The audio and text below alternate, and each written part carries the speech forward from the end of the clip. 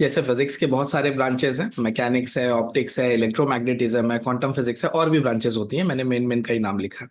उसमें से जो आज चैप्टर हम लोग पढ़ने जा रहे हैं वो मैकेनिक्स की ब्रांच से बिलोंग करता है। मैकेनिक्स में भी दो पार्ट बने हुए हैं। मैकेनिक्स में एक होता है स्टैटिक और एक होता है डायनामिक्स। अगर आप किसी ऐसे ऑब्जेक्ट की पढ़ाई कर रहे हो जो रेस्ट पोजीशन पे है तो वो आ जाएगा स्टैटिक वाले ब्रांच में, और अगर आप किसी ऐसे ऑब्जेक्ट की पढ़ाई कर रहे हो जो मोशन में है तो वो आ जाएगा डायनामिक्स वाले ब्रांच में। अब अगर कोई चीज मोशन में है तो उसके भी दो आगे चलकर फर्दर और ब्रांचेस बनते हैं कि डायनामिक्स में ही एक होता है काइनामेटिक्स और एक होता है काइनेटिक्स। इन दोनों में बस फर्क इतना है कि काइनामेटिक्स में हम सिर्फ उस ऑब्जेक्ट की पढ़ाई करते हैं जो मोशन में तो है पर उसका हमको फोर्स कहां से आ रहा है इससे कोई लेना देना नहीं है। इन शॉर्ट कि हम सिर्फ और सिर्फ मोशन पे ध्यान देंगे irrespective of the associated force. जबकि काइनेटिक्स में हम लोग उन ऑब्जेक्ट्स के बारे में पढ़ते हैं जिनका फोर्स भी हमको पता है कि कहां से आ रहा है और वो फोर्स किस तरह से मोशन दे रहा है ये भी हम जानते हैं। तो काइनेमेटिक्स और काइनेटिक्स में बेसिक डिफरेंस क्या है? फोर्स के कंसिडरेशन का या तो आप बोलो कि कंसिडरेशन अगर है तो फिर आप काइनेटिक्स की ब्रांच में हो, और अगर कंसिडरेशन नहीं है फोर्स का तो फिर आप काइनेमेटिक्स पढ़ रहे हो। अब काइनेमेटिक्स भी आगे चल के डेवलप्ड होता है 1D 2D और 3D में। इसी 1D को कुछ टीचर्स लीनियर मोशन बोलेंगे, कुछ teachers motion in a line बोलेंगे, या फिर इसको रेक्टिलीनियर मोशन भी बोलते हैं, या आप सिंपली 1D भी बोल सकते हो। तो फाइनली काइनेमेटिक्स की जो ब्रांच आज हम लोग पढ़ने जा रहे हैं वो है, पहले हम 1D से शुरू करेंगे and then will move on to 2D। Chapter का जो नाम है वो है motion in a plane. Motion in a plane 2D में आएगा, और 2D पढ़ने से पहले आपको थोड़ा 1D पढ़ना पड़ेगा। 1D और 2D में बेसिक डिफरेंस बस इतना है कि 1D पढ़ने का मतलब होता है कि आप किसी भी ऑब्जेक्ट को एक स्ट्रेट लाइन में मूव करता हुआ देखोगे, या तो वो एक्स एक्सिस के अलोंग होगा या तो वो वाई एक्सिस के अलोंग होगा। तो अगर कोई भी ऑब्जेक्ट एक्स या वाई एक्सिस पे मूव कर रहा है तो ये किस में मूव कर रहा है? अगर सिर्फ एट ए टाइम अगर वो एक्स एक्सिस पे मूव कर रहा है तो वो लाइन में मूव कर रहा है, और अगर एट ए टाइम वो सिर्फ वाई एक्सिस पे मूव कर रहा है तो भी वो लाइन में मूव कर रहा है। पर अगर कोई ऑब्जेक्ट इस तरह से मूव कर रहा है तो वो एक्स और वाई दोनों एक्सिस में मूव कर रहा है। ऐसे केस में हम बोलेंगे कि ये जो मोशन हो रहा है ये प्लेन के अलोंग हो रहा है, और ऐसे ही मोशन को हमको इस चैप्टर में पढ़ना है। तो जो चैप्टर का नाम है वो है मोशन इन अ प्लेन। अब मोशन इन अ प्लेन पढ़ने से पहले आपको थोड़े से basic motion in a line से पढ़ने होंगे, फिर हम लोग उसी को और डेवलप कर देंगे तो आपका मोशन इन अ प्लेन आ जाएगा। तो आपके चैप्टर का नाम है मोशन इन अ प्लेन। यहाँ प्लेन से हमारा मतलब आप समझ गए रहोगे एक्स और वाई एक्सिस से है। तो जब भी कोई चीज किसी प्लेन पे मूव कर रही होती है, जैसे कि आप जिस नोटबुक पे लिख रहे हो उस नोटबुक का जो पेज है उसको हम प्लेन कंसीडर कर सकते हैं। क्यों? क्योंकि जब भी आप आपकी नोटबुक का जो पेज है आप उस पर एक्स एक्सिस पे भी ट्रैवल कर सकते हो और वाई एक्सिस पे भी ट्रैवल कर सकते हो। तो प्लेन मतलब कोई भी ऐसी चीज जिसपे एक्स और वाई एक्सिस दोनों हो, और लाइन का मतलब या तो सिर्फ एक्स एक्सिस हो या तो सिर्फ वाई एक्सिस हो। अब चैप्टर में आगे जाने से पहले पहले कुछ बेसिक कॉन्सेप्ट्स हैं, ये आपने स्कूल लेवल पे पढ़ रखे हैं, थोड़ा सा मैं और डेवलप कर दे रहा हूँ ताकि आपको जब हम अच्छे क्वेश्चंस पे जाएं चैप्टर के तो बेसिक्स की वजह से कोई दिक्कत ना आए। सबसे पहला कॉन्सेप्ट जो इस चैप्टर को पढ़ने के लिए आपको पता होना चाहिए वो है रेस्ट और मोशन की थियरी। रेस्ट क्या होता है? कैसे पता चलेगा कि कोई भी ऑब्जेक्ट रेस्ट पे है या नहीं? आपको ये देखना है कि किसी भी ऑब्जेक्ट की पोजीशन में कोई चेंज आ रहा है या नहीं। If there is no change in the position of a object with respect to time, time बदलते जा रहा है पर ऑब्जेक्ट की पोजीशन में कोई भी चेंज नहीं आ रहा है, तो हम बोलेंगे कि ऑब्जेक्ट किस में है? रेस्ट में है। जैसे अगर सपोज कीजिए ये एक बच्चा है, इसको मैं 12 बजे देखता हूँ ये मुझे यहीं दिखता है, 2 बजे देखता हूँ ये मुझे यहीं दिखता है, 3 बजे भी ये मुझे यहीं दिखता है। मैंने टाइम इसीलिए वही लिख कर रखा है। तो मैंने ये 3 बार देखा और तीनों बार ये बच्चा मुझे इसी पोजीशन पे मिला। तो is there any change in his position? No. तो ये बच्चा कौन सी पोजीशन में है? ये रेस्ट की पोजीशन में है। तो if there is no change in a position with respect to time तो हम बोलेंगे कि वो चीज किस में है? रेस्ट पे है। अब अगर मोशन में चेंज हो रहा है, सॉरी पोजीशन में अगर चेंज हो रहा है तो हम बोलेंगे वही चीज किस में है? मोशन में है। जैसे यहाँ पे बच्चा 12 बजे मुझे यहाँ मिला, 2 बजे यहाँ मिला और 3 बजे मुझे यहाँ मिला, तो ये बच्चा किस में है? ये मोशन में है। क्यों मोशन में है? क्योंकि there is a change in a position with respect to time. तो आई होप बेसिक जो कॉन्सेप्ट था रेस्ट और मोशन का आप समझ गए रहोगे। कोई भी चीज अगर टाइम के साथ साथ अपनी पोजीशन बदल रही है तो वो मोशन में है, और अगर पोजीशन नहीं बदल रही है तो वो रेस्ट में है। ये एक इंपॉर्टेंट नोट है। यहाँ पे मैंने आपको ये बताया कि एब्सोल्यूट रेस्ट और motion does not exist. Absolute rest और मोशन डज नॉट एग्जिस्ट, ये जो एब्सोल्यूट वर्ड है इसका सिंपल सा मतलब ये है कि जब भी आप रेस्ट और मोशन देखोगे तो जिस चीज का आप रेस्ट और मोशन देख रहे हो वो किसी के कंपेयर में ही देखोगे। एब्सोल्यूट का मतलब कि आप सिर्फ एक चीज को देखकर नहीं बता सकते कि वो रेस्ट या मोशन में है या नहीं है। ठीक? जैसे अब ये देख लीजिए, सपोज कीजिए ये कोई ट्रेन है या बस है, इसमें ये दो लोग बैठे हुए हैं। अगर एक इंसान बाहर से इनको देखेगा, तो जो इंसान इनको बाहर से देख रहा है उसके हिसाब से ये दोनों किस में है, ये दोनों मोशन में है, क्योंकि बस तो चल रही होगी। पर ये दोनों इंसान आपस में एक दूसरे को कैसा फील करेंगे, रेस्ट पोजीशन पे, क्योंकि ये एक दोनों एक दूसरे से बात कर सकते हैं, कोई चीज एक्सचेंज कर सकते हैं। तो अगर मैं आपसे पूछूं कि सपोज कर लो ये इसका नाम एक्स है, इसका नाम वाई है, और अगर मैं आपसे पूछूं कि एक्स रेस्ट पे है या मोशन में, तो वाई के रिस्पेक्ट में तो वो रेस्ट पे है। पर अगर ये बाहर जो इंसान इसको देख रहा है, अगर इसका नाम मैं जेड पकड़ लेता हूं, तो जेड के रिस्पेक्ट में वो क्या है, मोशन में है। तो वाई के अकॉर्डिंगली अगर आप देखोगे तो एक्स किस में है, रेस्ट पे, क्योंकि वाई एक्स के साथ में कोई चीज एक्सचेंज भी कर सकता है और वो उसको अपने सामने बैठा हुआ देख रहा है। पर जेड के कंपेयर में अगर आप देखोगे तो एक्स उसको मूव होता हुआ दिखेगा। तो क्या यहाँ पे कोई फाइनल आंसर निकल के आया कि एक्स रेस्ट पे है या मोशन में? कोई आंसर नहीं आया। वाई के हिसाब से देखोगे तो रेस्ट पे है, जेड के हिसाब से देखोगे तो मोशन में। इसी चीज को मैंने यहाँ पे बोला है कि एब्सोल्यूट रेस्ट और मोशन नहीं होते, किसी के कंपेयर में ही रेस्ट और मोशन को पढ़ा जा सकता है। एक और एग्जाम्पल मैं आपको दे सकता हूँ। सपोज अर्थ है, अर्थ पे अगर आप यहाँ पे किसी ग्लास के अंदर ये एक पानी रखा हुआ है, अब आप यहां से इसको देख रहे हो, इस ग्लास को, आपके लिए ग्लास किस में है, रेस्ट पे। पर अगर कोई इंसान इसी ग्लास को मून से देखे तो उसको ये ग्लास कैसा दिखेगा, घूमता हुआ दिखेगा ना, क्योंकि अर्थ तो रिवॉल्व हो रही होती है। तो अगर अर्थ घूम रही है तो मून से देखने वाले को ग्लास किस पे दिखेगा, मोशन में। पर जो इंसान खुद अर्थ पे बैठा हुआ है उसको ये ग्लास किस पे दिखेगा, रेस्ट पे। तो इसका मतलब ये फैसला कभी हो ही नहीं पाएगा कि ग्लास रेस्ट पे है या मोशन पे। आपको पहले ये डिसाइड करना पड़ेगा कि आप किसके कंपेयर में बात कर रहे हो। ये जो इंसान है, अगर इसके कंपेयर में आप बात कर रहे हो तो ग्लास रेस्ट पे है। पर अगर कोई इंसान इसी ग्लास को यहां से देख रहा है तो उसके कंपेयर में ये ग्लास किस में है, मोशन में। इसी बात को यहाँ पे मैंने नोट में लिखा था कि एब्सोल्यूट रेस्ट और मोशन नहीं होते। रेस्ट और मोशन हमेशा किसी न किसी के कंपेयर में पढ़े जाते हैं। आई होप आपको ये पॉइंट भी क्लियर हो गया होगा। नेक्स्ट जो दो इंपॉर्टेंट कॉन्सेप्ट है वो है डिस्टेंस और डिस्प्लेसमेंट। डिस्टेंस और डिस्प्लेसमेंट वन बाय वन लिखने की जगह मैंने डिस्टिंग्विश बिटवीन वाले स्टाइल में लिख दिया। इससे आपके दो क्वेश्चन एक साथ में कवर हो जाएंगे। अगर ये डिस्टिंग्विश बिटवीन में आया तो भी आप इसको आराम से सॉल्व कर लोगे, और अगर ये वन बाय वन आया तो भी इसकी डेफिनेशन पूछी जाती है। डेफिनेशन पहला ही पॉइंट है, तो मैं आपको वन बाय वन समझा देता हूँ, आपको सारी बातें क्लियर हो जाएंगी। सबसे पहले डेफिनेशन पे ही आते हैं। What is distance? डिस्टेंस को ही कई बुक्स में पाथ लेंथ लिखा हुआ है। तो पाथ लेंथ और डिस्टेंस दोनों अलग अलग नहीं होते। डिस्टेंस में आप क्या करते हो कि अगर कोई भी ऑब्जेक्ट इस पोजीशन से स्टार्ट कर रहा है, तो यहां से सपोज करो ये पहले यहां गया, इस पॉइंट का नाम एक्स रख देता हूं। फिर यहां से ये सपोज करो यहां गया, इसका नाम वाई रख देता हूं। मान लो वो वाई से थोड़ा डिस्टेंस पीछे आया और वो डिस्टेंस को मैं जेड बोल देता हूं। तो अगर आप मेरे से यहाँ पे डिस्टेंस पूछो या फिर पाथ लेंथ पूछो, कोई भी लैंग्वेज आप यूज करो, तो डिस्टेंस या पाथ लेंथ क्या होगी, जितना भी उसने लेंथ कवर किया सबको आपको ऐड करते जाना। तो पहले उसने कितनी लेंथ कवर की थी, एक्स, फिर उसने कितनी लेंथ कवर की, वाई, और फिर उसने कितनी लेंथ कवर की, जेड। तो X plus Y plus Z हो गया इसका डिस्टेंस या फिर पाथ लेंथ। मान लो अगर एक्स 5 मीटर होता, ये 3 मीटर होता, ये 2 मीटर होता, तो मैं यहाँ पे सिंपल क्या कर देता, 5 + 3 + 2, आंसर आ जाता मेरा 10। सिंपल।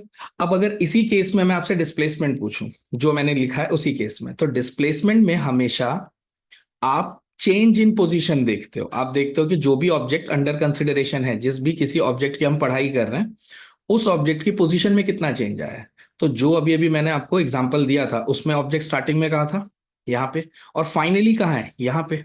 तो आपको यहां से लेकर यहां तक ये जो डिस्टेंस है ना, आपको सिर्फ इतना ही मेजर करना है, आपको ये टोटल नहीं निकालना है। तो अब ये कैसे आप निकालोगे? तो displacement is what, change in position. कैसे निकालोगे आप change in position? Change in position निकालने के लिए तरीका है, final position minus initial position कर दो। तो ये रही आपकी final position minus initial position. अब ये टोटल कितना आगे गया था, 8 मीटर। यहाँ पे देखो पहले 5 मीटर गया था, फिर 3 मीटर गया था, तो टोटल कितना गया था आगे की तरफ, 8 मीटर। और उसमें से ये 2 मीटर रिटर्न आ गया था। तो 8 में से अगर मैं 2 माइनस कर देता हूँ, इसका मतलब जो जेड पॉइंट है ये 6 मीटर पे रहा होगा, क्योंकि वो सीधे गया 8 मीटर, और उसमें से 2 मीटर वो पीछे आ गया। तो ऑब्वियस है कि 8 में से 2 मैं माइनस कर दूंगा, यहाँ पे जो पॉइंट बनेगा वो 6 मीटर का होगा। तो इसकी इनिशियल पोजीशन क्या थी, इनिशियल में तो 0 मीटर पे ही था, तो मैं यहाँ पे लिखूंगा 0। और फाइनल पोजीशन क्या है, 6th मीटर पे है ये, तो 6 - 0 करूंगा, आंसर क्या आएगा, 6। अब आप यहाँ पे देखो डिस्टेंस का आंसर क्या आया था इसी केस में, और डिस्प्लेसमेंट का आंसर देखो क्या आया इसी केस में। डिस्टेंस निकालते टाइम हमने सारे जितने भी वैल्यूज थे सारी वैल्यूज को ऐड कर दिया था। पर डिस्प्लेसमेंट के टाइम पे हम सारी वैल्यूज को नहीं ऐड करते, हम लोग सिर्फ क्या लेते हैं, final position minus initial position. तो फाइनल पोजीशन क्या थी इसकी, 6 मीटर, माइनस इनिशियल पोजीशन क्या थी इसकी, जो भी स्टार्टिंग करेगा तो वो 0 से स्टार्ट करेगा, 6 - 0 क्या आंसर आ गया 6। तो डिस्टेंस और डिस्प्लेसमेंट दोनों सेम नहीं होते। डिस्टेंस में आप सारे के सारे लेंथ को जोड़ लेते हो, जबकि डिस्प्लेसमेंट में आप सिर्फ चेंज इन पोजीशन देखते हो। चेंज इन पोजीशन कैसे निकाला जाता है मैंने आपको बता दिया। अब इन दोनों को थोड़ा कंपेयर करते हैं। पहले तो इनकी डेफिनेशन, डिस्टेंस क्या है, it is the actual distance. ठीक, जो भी आपने टोटल डिस्टेंस ट्रैवल किया वही आपका पाथ लेंथ है या डिस्टेंस बोल सकते हो आप। और डिस्प्लेसमेंट क्या है, डिस्प्लेसमेंट है शॉर्टेस्ट डिस्टेंस। शॉर्टेस्ट क्यों, क्योंकि अगर आपने यहां से शुरू किया था और आप बहुत सारी जगह से घूम फिर कर अगर आप इस पॉइंट पे आए हो, तो अब मुझे इस पे पूरे रूट को ट्रैक नहीं करना है, मुझे सिर्फ ये शॉर्टेस्ट डिस्टेंस देखना है, बस ये इतना पार्ट देखना है, यही होगा इसका डिस्प्लेसमेंट। तो how much is displacement, it is the shortest distance, या फिर आप और क्या नाम से बुला सकते हो इसको, चेंज इन पोजीशन। कैसे निकालोगे मैंने आपको बताया, सपोज करो फाइनल पोजीशन x2 है, इनिशियल पोजीशन x1 है, तो डिस्प्लेसमेंट को आप डेल्टा x लिख सकते हो। ये ट्राइंगल को अब से आप डेल्टा पढ़ोगे 11th स्टैंडर्ड में, और डेल्टा हमेशा किसको रिप्रेजेंट करता है, चेंज को रिप्रेजेंट करता है। तो जब भी मैं डेल्टा x लिखूं, इसका मतलब मैंने आपसे चेंज इन x पूछा है। और किसी भी चीज का चेंज कैसे निकाला जाता है, उसकी फाइनल वैल्यू माइनस उसकी इनिशियल वैल्यू। तो आई होप आपको डिस्टेंस और डिस्प्लेसमेंट का डेफिनेशन तो क्लियर हो गया होगा। अब अगर डिस्टेंस और डिस्प्लेसमेंट को आप कंपेयर करो, तो डिस्टेंस या तो डिस्प्लेसमेंट से ज्यादा होगा या तो उसके बराबर होगा, ये कभी भी डिस्प्लेसमेंट से कम नहीं हो सकता। अभी जो मैंने एग्जांपल दिया था आप उसी को देख लो, डिस्टेंस का आंसर कितना आया था 10, डिस्प्लेसमेंट का आंसर कितना आया था, यहाँ पे आया था 10, यहाँ पे कितना आया था 6। तो या तो डिस्टेंस डिस्प्लेसमेंट से ज्यादा है या तो उसके बराबर है, उससे कम कभी नहीं हो सकता। जबकि डिस्प्लेसमेंट डिस्टेंस से या तो कम होगा या तो उसके बराबर होगा। आप इसको किसी भी एग्जांपल में लगाकर देख लो कि अगर आपने यहां से शुरू किया है और आप यहां तक गए, मान लो ये 10 मीटर है, और फिर आप 12 मीटर पीछे आ गए, तो 10 मीटर जो आप गए थे ऐसे, और प्लस 12 मीटर आप पीछे आए, डिस्टेंस कितना आएगा, 10 + 12 22। अब इसमें डिस्प्लेसमेंट कितना आएगा, ये 0 था और अब आप मुझे यहां मिले हो, 2 मीटर पीछे मिले हो, तो मैं इसको क्या लिखूंगा, -2 - 0, तो मेरा डिस्प्लेसमेंट क्या आया, -2, जबकि डिस्टेंस क्या आया 22। अब आप देख लो कि डिस्प्लेसमेंट डिस्टेंस से कम ही है। तो अगर मान लो कोई ऐसा केस है जिसमें आप पीछे आ ही नहीं रहे हो, बस आप स्ट्रेट ही जा रहे हो, तो उस केस में भी डिस्टेंस और डिस्प्लेसमेंट बस बराबर हो सकते हैं। सोच के देखो, जैसे आप सिर्फ यहां से यहां तक गए, ये 0 है ये 10 है, तो आप 10 मीटर स्ट्रेट गए, और इसी केस में मैं आपसे डिस्टेंस भी मांग रहा हूँ डिस्प्लेसमेंट भी मांग रहा हूँ। इस केस में दोनों का आंसर क्या आएगा, इक्वली आएगा, क्योंकि डिस्टेंस भी वही है 10 मीटर, डिस्प्लेसमेंट भी वही है 10 मीटर। तो डिस्टेंस और डिस्प्लेसमेंट या तो इक्वल होंगे और या तो डिस्प्लेसमेंट डिस्टेंस से कम होगा। आई होप आपको ये पॉइंट क्लियर हो गया होगा। डिस्टेंस या तो 0 होगा या तो पॉजिटिव होगा, क्योंकि जब भी आप कहीं पे खड़े होंगे तो या तो उससे थोड़ा आगे जाएंगे या तो वहीं के वहीं खड़े रह जाओगे। अगर आप वहीं के वहीं खड़े रह गए तो आपका आंसर 0 आएगा, और अगर आप थोड़ा बहुत भी मूव करोगे तो आंसर पॉजिटिव में आएगा। आप निगेटिव में तो नहीं जा सकते, डिस्टेंस में लेंथ निगेटिव नहीं होती, पर डिस्प्लेसमेंट का सरप्राइजिंगली आंसर निगेटिव हो सकता है, और वो मैंने आपको अभी अभी यहाँ पे समझा ही दिया था। फिर से रिपीट कर दे रहा हूं कि सपोज करो आप किसी भी डायरेक्शन में आगे गए 10 मीटर, और फिर पीछे आ गए आप 12 मीटर, तो फाइनली आपका डिस्प्लेसमेंट कितना आएगा, ये जब 12 मीटर आप यहाँ आए रहोगे, ये 0 है अगर, तो यहाँ पे -1 रहा होगा, यहाँ पे -2 रहा होगा, तो आपकी फाइनल पोजीशन क्या है, -2, और इनिशियल पोजीशन क्या थी 0। तो -2 और 0 जब आप करोगे, -2 -0 करोगे तो आंसर तो -2 आएगा। तो जब मैं बोलता हूं कि डिस्प्लेसमेंट निगेटिव भी हो सकता है, तो इसका ये मतलब नहीं कि मैं बोल रहा हूं लेंथ निगेटिव आएगी। डिस्प्लेसमेंट के निगेटिव होने का मतलब है कि आप उल्टे डायरेक्शन में गए हो। तो सपोज करो किसी क्वेश्चन में अगर मैं आपको बोल दूं कि डिस्प्लेसमेंट इज -2, तो माइनस का मतलब ये नहीं है कि मैं आपको बोल रहा हूं कि -2 मीटर आप गए हो, मतलब लेंथ तो माइनस हो ही नहीं सकती ना, लेंथ हमेशा पॉजिटिव ही होती है। तो यहाँ पे ये जो -2 है वो डायरेक्शन को रिप्रेजेंट कर रहा है, ये बता रहा है कि आप पीछे की तरफ 2 मीटर गए हो। आप ऐसा मत सोचो कि कोई ऐसी स्केल होगी जिसपे आपको -2 मीटर मिलेगा, ऐसी दुनिया में कोई स्केल नहीं है, लेंथ हमेशा पॉजिटिव ही होती है। तो फिर यहाँ पे ये माइनस क्या काम कर रहा है, ये आपको कहाँ जाना है वो बता रहा है। अगर ये एक्स एक्सिस है, यहाँ पे 0 है, तो अगर मैं बोलूं कि डिस्प्लेसमेंट +2 मीटर हुआ, तो आप समझ जाओगे एक्स के पॉजिटिव डायरेक्शन में 2 मीटर तक जाना है। और अगर मैं बोलूं डिस्प्लेसमेंट -2 मीटर हुआ है, तो आप समझ जाना एक्स के इस साइड में जाना है। तो एक्स के किस साइड जाना है वो प्लस और माइनस से समझ में आता है। लेंथ हमेशा पॉजिटिव ही होगी। ये बात का हमेशा ध्यान रखना कि यहाँ पे जो नेगेटिव पॉइंट लिखा हुआ है ये लेंथ का नेगेटिव नहीं है, ये डायरेक्शन का नेगेटिव है। इसका मतलब चीजें पीछे जा रही हैं और पॉजिटिव का मतलब चीजें आगे जा रही हैं। तो पॉजिटिव और नेगेटिव यहाँ आगे और पीछे को या एक्स के पॉजिटिव और नेगेटिव डायरेक्शन को रिप्रेजेंट कर रहे हैं, ना कि लेंथ खुद नेगेटिव हो गई, ऐसा मैं नहीं बोल रहा हूँ। होपफुली ये भी पॉइंट आपको क्लियर हो गया होगा। डिस्टेंस स्केलर क्वांटिटी होती है क्योंकि इसमें आपको डायरेक्शन देखना ही नहीं होता, आप चाहे जैसे जाओ बस सिंपल ऐड करते जाओ। डिस्प्लेसमेंट एक वेक्टर क्वांटिटी है क्योंकि इसके अंदर डायरेक्शन बताना पड़ता है। जब मैं थोड़ा और आगे इसको इलाबरेट करूंगा तो आपको ये पॉइंट भी और अच्छे से क्लियर हो जाएगा। अभी के लिए बस आप याद रख लो कि डिस्प्लेसमेंट के लिए डायरेक्शन देखना जरूरी होता है, या आप ऐसे भी बोल सकते हो कि डिस्प्लेसमेंट डायरेक्शन से ही पता चलता है। जिस डायरेक्शन में आप मांगोगे उस डायरेक्शन में मेरा डिस्प्लेसमेंट अलग आएगा। इसीलिए जिस चीज का डायरेक्शन भी देखा जाता है, अब तक तो आपने पढ़ लिया होगा, ऐसी क्वांटिटीज को वेक्टर क्वांटिटीज बोलते हैं हम। तो स्केलर और वेक्टर क्या होते हैं? स्केलर वो जिसको सिर्फ और सिर्फ मैग्नीट्यूड की जरूरत है, मैग्नीट्यूड मतलब जिसका सिर्फ वैल्यू इंपॉर्टेंट है, उसका डायरेक्शन इंपॉर्टेंट नहीं है। जबकि वेक्टर कौन सी चीजें होती हैं? जिनकी मैग्नीट्यूड मतलब की वैल्यू भी इंपॉर्टेंट है और जिनका डायरेक्शन भी इंपॉर्टेंट है। ठीक है ना? दोनों का डायमेंशन ऑफ कोर्स दोनों के दोनों है तो लेंथ ही ना। तो अगर दोनों के दोनों लेंथ है तो दोनों में सिर्फ लेंथ का ही डायमेंशन आएगा, लेंथ की पावर आएगी। डिस्टेंस और डिस्प्लेसमेंट जब ये दोनों के दोनों लेंथ है तो इसमें मास और टाइम तो आएगा ही नहीं, तो इसीलिए बाकी के दोनों इसमें जीरो होंगे। सिर्फ लेंथ की पावर कितनी आ जाएगी? 1। तो ये आपको इनका डायमेंशन भी मिल गया। अब इसी तरीके से आप इनका डिस्टिंग्विश बिटवीन भी याद कर सकते हो, और चाहो तो इनको 1 बाय 1 लिख दोगे तो एट ए टाइम कोई एक का आंसर बन जाएगा। उतना आई होप कि आप कर लोगे ना। Next question is speed. अब यहाँ पे जैसे मैंने यहाँ पे अभी आपको डिस्टेंस और डिस्प्लेसमेंट कंपेयर करके पढ़ाया, वैसे मैं यहाँ पे आपको स्पीड और वेलोसिटी भी कंपेयर करके पढ़ाऊंगा, क्योंकि इनमें भी अगर आप कंपेयर करके पढ़ोगे तो याद रखना आसान हो जाएगा। स्पीड क्या होती है? Speed is nothing but total distance upon total time. अगर कोई भी ऑब्जेक्ट यहां से यहां तक मूव कर रहा है तो जो भी डिस्टेंस उसने ट्रैवल किया है, सपोज उसने एक्स डिस्टेंस ट्रैवल किया है, तो वो आप यहां पुट कर दो। और अगर इस एक्स डिस्टेंस को ट्रैवल करने में उसको टी अमाउंट ऑफ टाइम लगा है तो वो आप डिनोमिनेटर में पुट कर दो। तो ये इस केस में स्पीड कितनी आ जाएगी? X by T.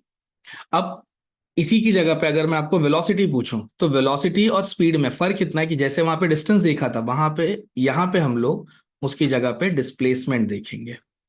तो it is displacement upon time. अब डिस्प्लेसमेंट कैसे निकालते हैं मैंने आपको ऊपर सिखाए, तो उसको मैं सिंपल क्या लिख सकता हूँ? Delta x. और ये जो टाइम है, टाइम में कितना चेंज आया आपको वो लिखना है, तो चेंज लिखना है टाइम का, इसलिए मैं यहाँ पे डेल्टा टी लिख रहा हूँ। इसको मैं एग्जांपल से समझाता हूँ। सपोज कीजिए ये लाइन है, जब टाइम स्टार्ट हुआ था मतलब जब टाइम T1 था तब आपकी ये पोजीशन थी, और फिर जब फाइनली एक्सपेरिमेंट खत्म हुआ T2 टाइम पे तब आपकी पोजीशन ये थी। अब अगर मैंने आपसे वेलोसिटी मांग ली तो आप क्या करोगे? Change in position divided by change in time करोगे। चेंज इन पोजीशन कैसे निकालोगे? x2 minus x1, final position minus initial position divided by final time minus initial time. तो चाहो तो आप ऐसे लिखो या चाहो आप शॉर्टकट में सिंबॉलिकली ऐसा लिख लो, दोनों का मतलब सेम ही होता है। दोनों में से जो भी आपको कन्वीनियंट लगे। क्या डिफरेंस दिखा हमको? स्पीड में क्या होता है? डिस्टेंस। वेलोसिटी में क्या होता है? डिस्प्लेसमेंट। तो अगर स्पीड के लिए मुझे फॉर्मूला लिखना है तो जो भी टोटल लेंथ हुई है बस वो लेंथ लो, पुट करो, और जितना भी टाइम आपने लगाया था पूरा प्रोसेस कंप्लीट करने में बस उससे डिवाइड कर दो। तो डिस्टेंस डिवाइडेड बाय टाइम कर दोगे तो आपको मिल जाएगी स्पीड, और अगर डिस्प्लेसमेंट डिवाइडेड बाय टाइम कर दोगे तो आपको मिल जाएगी वेलोसिटी। सो आई होप कि आपको स्पीड और वेलोसिटी का भी डिफरेंस क्लियर हो गया होगा। और क्या क्या डिफरेंसेस है दोनों में? इनके दो टाइप्स होते हैं, स्पीड के भी और वेलोसिटी के भी। स्पीड का एक टाइप है इंस्टेंटेनियस और एक टाइप है एवरेज। अब इनकी जरूरत कब पड़ती है? सपोज करो आप एक लंबा प्रोसेस कंप्लीट कर रहे हो, आप यहां से निकले, पहले यहां रुके, फिर यहां रुके, फिर यहां रुके, फिर यहां रुके, ऐसे आपने कई स्टेजेस में इस प्रोसेस को कंप्लीट किया। यहाँ पे आपकी स्पीड मान लो कुछ और रही होगी, S1 रही होगी, यहाँ पे S2 रही होगी, यहाँ पे S3 रही होगी, यहाँ पे S4 रही होगी। ये T1 टाइम की स्पीड है, ये T2 टाइम की स्पीड है, ये T3 टाइम की स्पीड है, और ये T4 टाइम की स्पीड है। तो अगर मैं आपसे किसी पर्टिकुलर टाइम की स्पीड मांगू, जैसे मैंने आपसे सिर्फ T2 टाइम की स्पीड मांगी, तो ये मैं पर्टिकुलर इंस्टेंट पे आपसे स्पीड मांग रहा हूं ना, तो इस स्पीड को हम लोग बोलते हैं इंस्टेंटेनियस स्पीड। तो इंस्टेंटेनियस स्पीड का क्या मतलब होता है? It is a speed at a particular instant. किसी एक पर्टिकुलर टाइम पे जो स्पीड आप निकालते हो वो होती है आपकी इंस्टेंटेनियस स्पीड।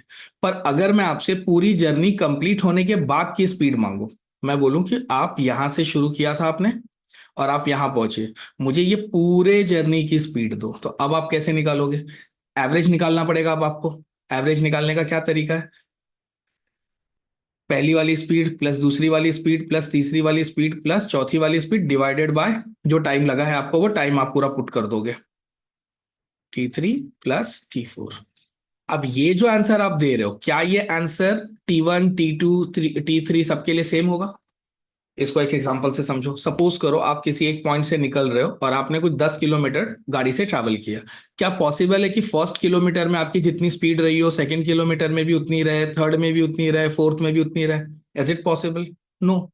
क्योंकि हो सकता है कि फर्स्ट किलोमीटर में कोई ट्रैफिक ना लगा हो तो आपने फास्ट चलाया हो सकता है सेकंड किलोमीटर में ट्रैफिक लग गया तो आपकी स्पीड बहुत कम हो गई होगी। तो हर एक इंस्टेंट पे आपकी स्पीड कम ज्यादा हो रही होगी, आपकी स्पीड लीनियर नहीं रही होगी, आपकी स्पीड फ्लक्चुएटिंग रही होगी, ऊपर नीचे। तो एवरेज स्पीड कब निकाली जाती है? जब हम बीच की किसी पर्टिकुलर स्पीड में इंटरेस्टेड नहीं है, हमको बस ओवरऑल जानना है कि मोटा मोटा तौर पे कितनी स्पीड से आपने ट्रैवलिंग की है, तब हम लोग एवरेज स्पीड निकालते हैं। पर अगर आप किसी पर्टिकुलर टाइम पे मेरे से पूछ रहे हो कि नहीं सेकेंड आवर में आपकी स्पीड क्या थी, तब मैं कौन सी स्पीड निकालूंगा? इंस्टेंटेनियस। अब ये सब बातें हिंदी में बोलना तो आसान है, प्रॉब्लम तब आती है जब आपको इनको मैथमेटिकली लिखना होगा। तो अब आप इसको लिखोगे कैसे? क्योंकि स्पीड का फॉर्मूला तो आपके पास एक ही है। तो अब इंस्टेंटेनियस स्पीड और एवरेज स्पीड को लिखने में क्या डिफरेंस आएगा? लिखने में डिफरेंस ये आएगा कि एवरेज स्पीड को आप लिखोगे total distance upon total time. अब अगर मैंने यहां पे भी सेम ही लिख दिया, तो फिर पता कैसे चलेगा कि मैं आपसे कब इंस्टेंटेनियस स्पीड मांग रहा हूं और कब मैं आपसे एवरेज स्पीड मांग रहा हूं? तो क्या आप मानते हो कि जो टोटल टाइम था उसके कंपेयर में इंस्टेंटेनियस स्पीड एक पर्टिकुलर टाइम पे निकाला जाता है, और वो पर्टिकुलर टाइम बहुत छोटा टाइम होता है। इसी बात को लिखने का मैथ्स में एक तरीका है कि आप लिख दो यहाँ पे limit delta T tends to zero. ये जो limit delta T tends to zero लिखा है मैंने, ये आप लिमिट्स में पढ़ोगे मैथ्स में 11th स्टैंडर्ड में, ये है। इसका मतलब ये है कि मान लो टोटल डिस्टेंस था, अब इसको मैं एक्स लिख देता हूँ, total distance divided by delta T. तो जब मैं इसके आगे limit delta T tends to zero लिख देता हूं, तो ये साइन मुझे ये बताता है कि जो डेल्टा टी है वो बहुत छोटा है। बहुत छोटा है मतलब ये टोटल टी में से मैंने एक बहुत छोटा सा हिस्सा चुना है। कैसे पता मुझे? क्योंकि देखो यहाँ पे ये क्या बोल रहा है, delta T tends to zero. इसका मतलब डेल्टा टी जीरो के बहुत नजदीक है, जीरो के बहुत नजदीक है मतलब वो बहुत छोटा है। तो बहुत छोटे टाइम के लिए ये स्पीड निकाली गई है, ये बोलने का ये एक मैथमेटिकल तरीका है। अब हिंदी में हम लोग कैसे बोलेंगे कि अगर ये स्पीड छोटे टाइम के लिए निकाली जाए तो इंस्टेंटेनियस हो जाएगी, और अगर यही स्पीड पूरे प्रोसेस के लिए निकाली जाए तो एवरेज हो जाएगी, ऐसे ही बोलेंगे हम लोग हिंदी में। पर हिंदी में आप काउंटिंग नहीं कर सकते, कैलकुलेशन नहीं कर सकते। कैलकुलेशन के लिए चीजों का मैथमेटिकल फॉर्म में होना जरूरी है। तो मैथमेटिकल फॉर्म में आप इस बात को कैसे बोलोगे कि यहां हमने पूरे टाइम में निकाली है स्पीड और यहां हमने बस एक शॉर्ट टाइम में निकाली है? शॉर्ट टाइम में निकालने के लिए हमने ये एक साइन बना लिया है। अगर किसी चीज के आगे delta T tends to zero लिखा हो तो हम समझ जाएंगे कि ये चीज बहुत छोटे टाइम के लिए की गई है। क्यों? क्योंकि delta T tends to zero का मतलब यही होता है कि टाइम बहुत छोटा है। डेल्टा टी जीरो के बराबर है, जीरो के बराबर है तो छोटा ही हुआ ना। तो जिस चीज को हम हिंदी में बोलते हैं कि स्पीड को बहुत छोटे टाइम के लिए कैलकुलेट करो, उसी को मैथ्स में लिखने का ये एक फॉर्मूला है। अगर आपने ये लिमिट नहीं लगाया तो मैं समझ जाऊंगा कि आपने जो स्पीड निकाली है वो किसके लिए निकाली है? टोटल टाइम के लिए। और अगर टोटल टाइम के लिए निकाली है तो फिर वो कौन सी स्पीड होगी? Average speed. और अगर आपने ये लिमिट लगा दी तो मैं समझ जाऊंगा कि आपने जो स्पीड निकाली है वो बहुत छोटे टाइम के लिए निकाली। कितने छोटे टाइम के लिए? एकदम एक किसी पर्टिकुलर इंस्टेंट वाली स्पीड निकाली है। कैसे पता मुझे? क्योंकि delta T tends to zero है, मतलब डेल्टा टी की वैल्यू जीरो के क्लोज है। जीरो के क्लोज है मतलब वो टाइम बहुत छोटा रहा होगा। और अगर आपने बहुत छोटे टाइम के लिए स्पीड कैलकुलेट की है तो ये स्पीड कौन सी रही होगी? इंस्टेंटेनियस। तो ये साइन हमको बता देता है कि आपने इंस्टेंटेनियस स्पीड निकाली है या एवरेज स्पीड निकाली है। सेम फंडा लगेगा वेलोसिटी पे भी। जो आपने ऊपर स्पीड में सीखा सब कुछ यहाँ पे वेलोसिटी पे भी सेम लगेगा। अगर मैं आपसे वेलोसिटी पूछूं इंस्टेंटेनियस वाली, आपको सिर्फ क्या कर देना है, limit delta T tends to zero लिख देना है, और बाद में फॉर्मूला आपका वही रहेगा, delta x upon delta T. बस ये रहेगी, यहाँ पे ये डिस्प्लेसमेंट है, ऊपर वो डिस्टेंस था, यहाँ पे ये डिस्प्लेसमेंट है।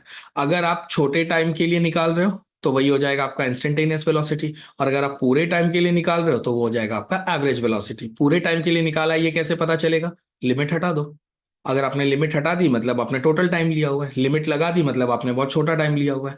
तो आई होप आपको ये बात समझ में आ गई होगी कि लिमिट लगाने से हम सामने वाले को ये बता रहे होते हैं कि हम बहुत छोटे टाइम के लिए कैलकुलेट कर रहे हैं या फिर हम पूरी प्रोसेस के लिए कैलकुलेट कर रहे हैं। तो स्पीड और वेलोसिटी का डिफरेंस आपको समझ गया होगा। अब चाहो तो आप इसी को डिस्टिंग्विश बिटवीन में भी, जैसे ये मैंने ऊपर कन्वर्ट किया था वैसा कन्वर्ट करके पढ़ोगे तो आपके लिए ज्यादा आसान होगा। दोनों के डेफिनेशंस में डिफरेंस याद रखना है आपको, और दोनों के इंस्टेंटेनियस और एवरेज के फॉर्मूले में कब लिमिट लगाना है कब नहीं लगाना है वो याद रखना है। यहाँ पे भी वही बात है, स्पीड जो है वो स्केलर क्वांटिटी है, ये याद रखना है आपको, और वेलोसिटी जो है वो वेक्टर क्वांटिटी है। अगर आप ये सारी बातें याद रख लेते हो तो आपका सीईटी का भी क्वेश्चन सॉल्व हो जाएगा। मैंने नीचे एनईटी के क्वेश्चंस लिए हुए, एनईटी जेई के, इसी पे पूछे गए सेम स्पीड और वेलोसिटी के, तो वो भी मैं आपको साथ साथ में करवाते चलूंगा ताकि आपको आइडिया आ जाए कि जो चीजें आपने सीखी हैं उसको आपको लिखना कैसे है। अब इनके नोट्स के बारे में कई बच्चों को प्रॉब्लम आता है कि सर ये एग्जाम में कैसे लिखना है। देखो जो मेन मेन पॉइंट्स है वो तो मैंने लिख ही दिए हैं, आपको बस इसमें सिंपल सा ग्रामर इंसर्ट करना है और वही लाइन बन जाएगी आपको। अब वो ग्रामर में भी अगर आपको दिक्कत आ रही है तो मैं कोशिश करता हूँ कि मेरे पास जो नोट्स हैं उसका मैं पीडीएफ अटैच कर देता हूँ डिस्क्रिप्शन में, तो वहां से आपको नोट्स भी मिल जाएंगे, वहां से आप डाउनलोड कर लेना। ठीक है, तो स्पीड और वेलोसिटी यहां तक समझ गया। अब जो अगला टॉपिक आएगा इसके ऊपर वो है उसका ग्राफ। पहले वो ग्राफ से पहले तो मैं आपको इसके कुछ न्यूमेरिकल्स करवाता हूँ और फिर हम लोग इसका ग्राफ करेंगे।